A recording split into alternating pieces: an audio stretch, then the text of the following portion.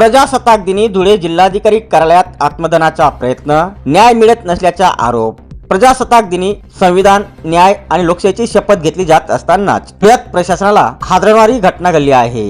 शिरपूर तालुक्यातील खोट्या प्रतिज्ञापत्र प्रकरणात न्याय मिळत नसल्याचा आरोप करत एका नागरिकाने थेट जिल्हाधिकारी कार्यालयात आत्मदहनाचा प्रयत्न केला।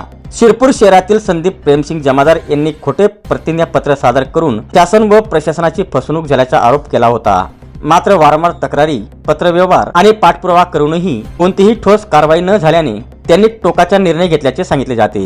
व्याज व 5% रकमेचा उल्लेख असतानाही मुद्रांक प्रतिज्ञापत्रावर अधिकाऱ्यांची सही, शिक्का, तहसील कार्यालयात रजिस्टर नोंद क्रमांक देताना नियमांची पायमल्ली, मागील तारखेचे मुद्रांक व नोंदणी क्रमांक देऊन फसवणुकीस सहकार्य, कारवाईसाठी तहसीलदारांनी पत्र देऊनही पोलिसांकडून चौकशी नाही। त्यामुळे संतप्त झालेल्या संदीप जमादार यांनी प्रजासत्ताक दिनी जिल्हाधिकारी कार्यालय गाठत आत्मदहन करण्याचा प्रयत्न केला।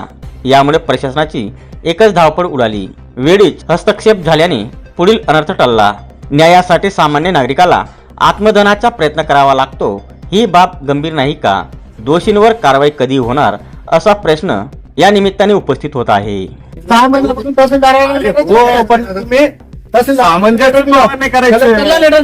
छोटा स्टॅम्प डायरेक्ट तुला दाखल झाला माझ्यावरती। प्रतिज्ञापत्र सही, शिक्का, डुप्लिकेट बॅक डेट मध्ये स्टॅम्प बनवलेला आहे, त्याचे पुरावे दिले मी। आपण तर पुन्हा दाखल